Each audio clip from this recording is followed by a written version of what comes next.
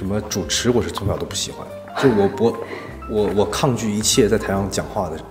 事情，从小到大都是，那是被我妈从小逼迫我的，对，她说就是说，只要跟文艺相关，她都希望我去参与，对，但是我可以唱歌，可以跳舞，甚至我可以去演小品，我以前还演过小品，小时候，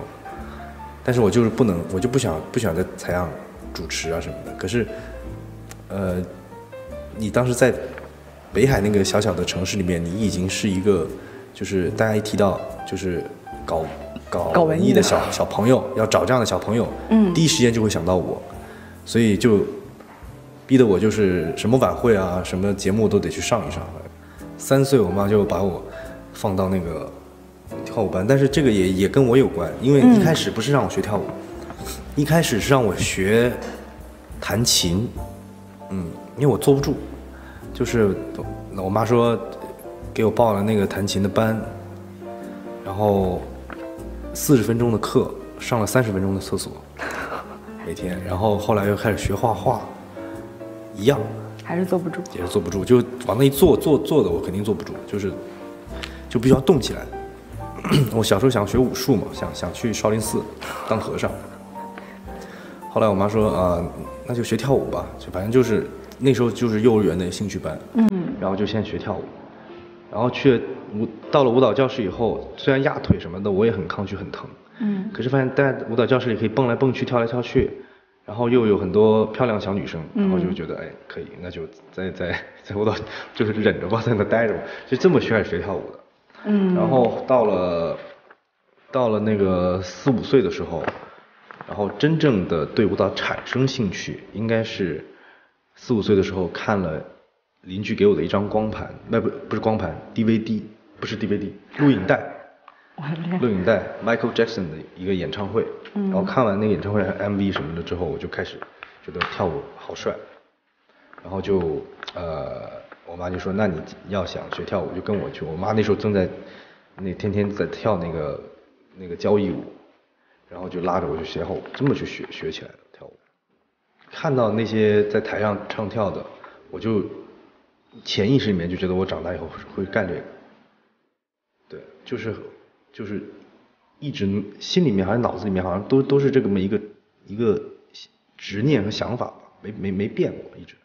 其实最早我应该是在10岁，10岁我妈当时就想把我送到北京来，但那时候实在太小了，10岁，然后我来考了一趟舞蹈学院，那当时老师说你太小了，我们不能收你，不能让你来上这个学，因为我们只招就12岁以后的孩子，所以当时就第1年去考就没考上，就是觉得年纪太小。后来又隔了2年嘛，隔了2年，小学一毕业，然后又去，然后就直接就考上了，然后就到北京上学。那个时候会觉得到北京上学，其实是我的也是我的一个怎么说呢？在我当时的我看来，一个人去北京上学是一件很不可思议的一件事情。为什么呢？有一种去外星的感觉。就特别遥远，特别远，而且那个时候跟现在其实还不太一样。对，那个时候真的觉得北京是离我很远很远很远的地方，就是只听过，完全没有见过的一个地方。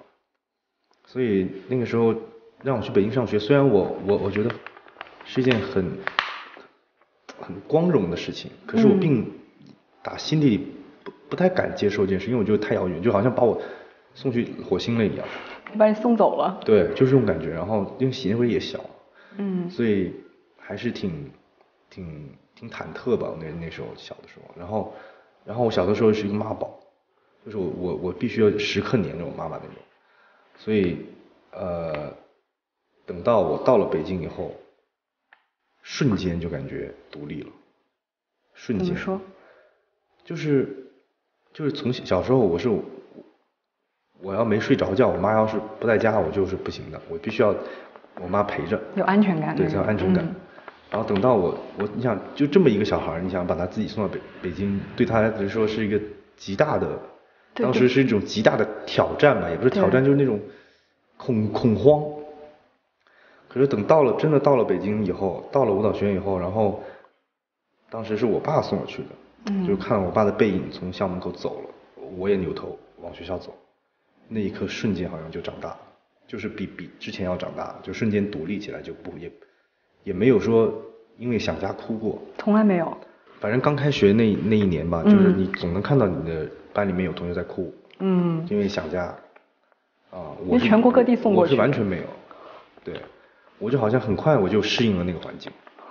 然后很快我就独立了，然后在那几年的学校生涯中，甚至是我妈打电话找到老师说，儿子没事吧？没声。他为什么没声啊？为什么不找我们？不给我们打电话呢？为什么他就觉得很奇怪？就觉得我突然间变了嘛，可能怎么说呢？就又有那么长时间的练习生的生涯，就是感觉其实一直都在一种高强度的训练当中。对，我好像前半生一直在被管教、被束缚。你感觉你关于北京的记忆，关于北京的生活有很大一部分都是在一个被管理当中。对，被管理当中。而且我还做过对自己做过一个调查。我从来北京开始，我永远在北京的东南西北最边上，我全待过了。就是刚来北京的时候，舞蹈学院分校在最南边，然后后来第2年舞蹈学院的分校搬到了北京的最西边。我在那个北京的最西边生活了大概3年多，毕业了以后，我的大学是北京的最北边。然后我当练习生的时候，是北京的最东边，最东边，对。转了一个圈，一直在周围，对，但都要进城的那种。然后永远都是在被关起来。对，我看你的那个一直在被关起来。你看舞蹈学院也是关起来的，你必须有监护人接，周6才能出去。然后大学刚准备自由，都签公司了，对。然后到了那个公司那边被关起来。对，我算过这个，觉得我前半生好像太那啥了，对。太惨了。刚好你是都是少年时期，刚刚进入青年时期，最需要往外跑的那个。对，最需要玩的时候，我被关起来了。我很怀念从舞蹈学院毕业了，准备要考大学的那个阶段。就被放出来的阶段。真的是放出来那段时间。然后那段时间我哥哥又那时候就常年不在国内。然后他有一个小的房子。在一个小4合院里面，然后门口是那个湖，然后这个胡同里，我还在胡同里生活。北京胡同那哪儿啊？北京的胡同还积水潭，对，新街口那边。然后当时第一次独立出来，可以住那个小房子，就是把我哥的就鸠占鹊巢，把我哥房子霸占，然后住在我哥的小房子里。当时真觉得有一种，我竟然跟我哥讲，我当时就才16岁。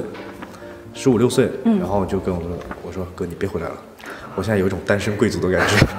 然后我就是特别享受那段期间，就觉得第一次，因为像从学校里被关了那么长时间，第一次得到了自由。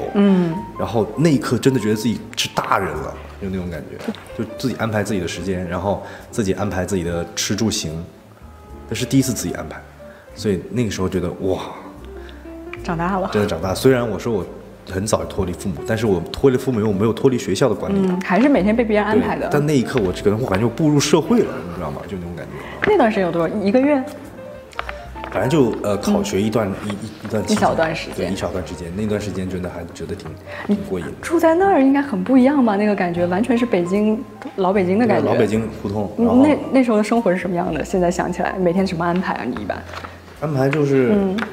起床，然后东溜达西溜达，反正那个真的第一次感觉到悠闲这2个字，你知道吗？我大学是保送的，所以我也不用像就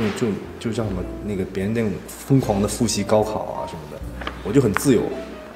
对，然后我只要准备好我的专业课考试就好了。那练习生那段时间，你大概每天的日程是怎么样的？就是又被关进去一个地方，那时候要训练很长那段4年。因为当时是完全没有心理准备的。因为当时公司跟我们说的是，你已经被我们选中了，现在公司会提供你们吃住，并且会请到国际顶尖的老师，会来教你们。然后你们每个月还能拿钱，特别好，这个是这不天上掉馅饼的事吗？然后他说，然后我们会密集培训你们2个月，2个月之后，你要是能选，你从他们这几个人中要是能选出来，那你就直接出道了。2个月，咬咬牙就过去了。然后就觉得很轻松啊，然后就反正一开始我还不准备签，因为我当时还想说上大学，因为跳舞那时候已经跳的成绩蛮好的嘛，想说，人家大学保送我还是希望我去给学校拿奖嘛，对，所以我就想说那就上大学去，接着上大学，然后这个我得面临的从头再来，那就不要那什么了。后来反正也是3番5次，最后决定，当时想的比较简单嘛，结果发现不是2个月，上了贼船那种感觉，2个月，然后又过了2个月，又过了2个月，又过了半年，又过了1年，又过了1年，又过了1年，就这样。很长，你们这个训练的时间。对，很长。对，4年多嘛。其实你们那个时候经过了那么多的训练，如果是放在现在这个时候的话，因为现在每一年都有这么多档选秀，几百个人，然后出来做练习生，组男团，做歌手，那其实是把你们放到现在，竞争力应该会很强，但是恰好就错开了。不一样。现在我觉得现在的他们有他们的压力，他们的压力在于现在这个市场的竞争力特别大。那么多每年那么多的男团的选秀节目更新换代那么快，然后大家每天都是要拼尽全力的去练，然后现在已经这个所谓的这个男团的这个市场已经很专业很成熟了，所以他们都知道我们该做什么，该做什么，该做什么，不该做什么，不该做什么。对。可是当年的我们来说，完全就是什么都不知道，我们也不知道，公司也不知道，这个市场也不知道，所以我们完全是就是一头雾水的。像现在很多练习生，他们是一边上学一边训练，那完全就不是，就是直接就扎进去练，就关起来练，就这么没日没夜的这么练，然后到了后面公司也不知道该怎么练完以后该怎么办，对，那时候我们也不知道该怎么办，那怎么样去做这个男团不知道，所以那个时候有很多是都在摸索探索中的，只知道那个时候欧美有什么模式，韩国有什么模式，但是这些模式在中国这样做行不行得通，大家都不知道，就是尝试。对，我们就刚好作为那个被尝试的人，对，所以就只知道练，对，所以那时候也没有市场上没有那么多男团啊，或者说是组合什么的。现在的所谓的男团也好啊，练习生也好，他们在现在这个时代，所有的人，他们从被选中、练习到出道，整个过程其实大家都能看得到。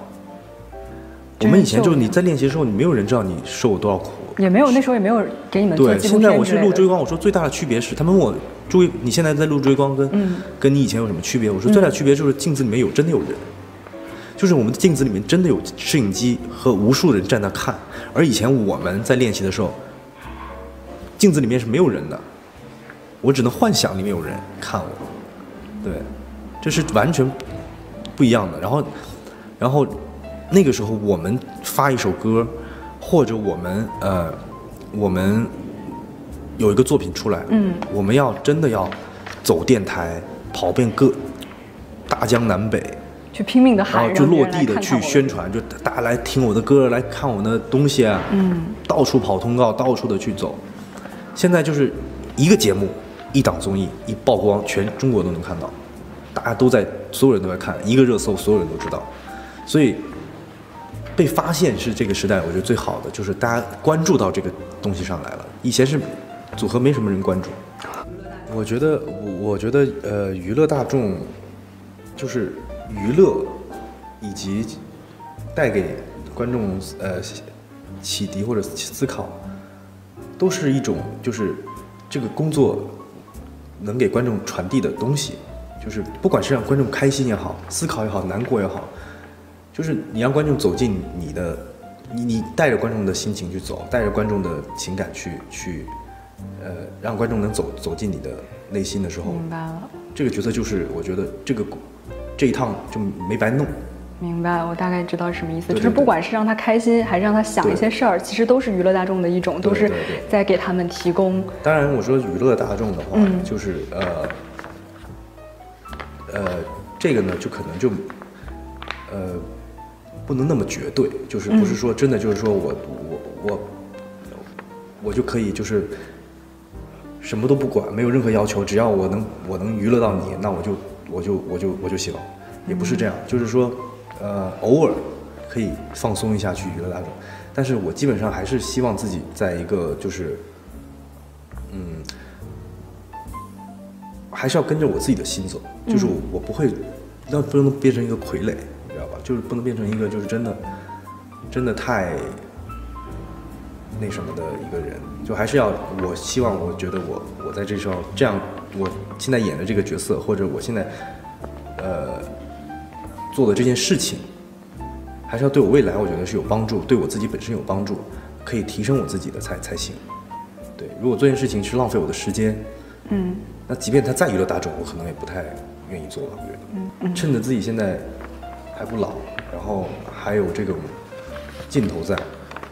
就多给自己充电。对，在这个过程中，我们再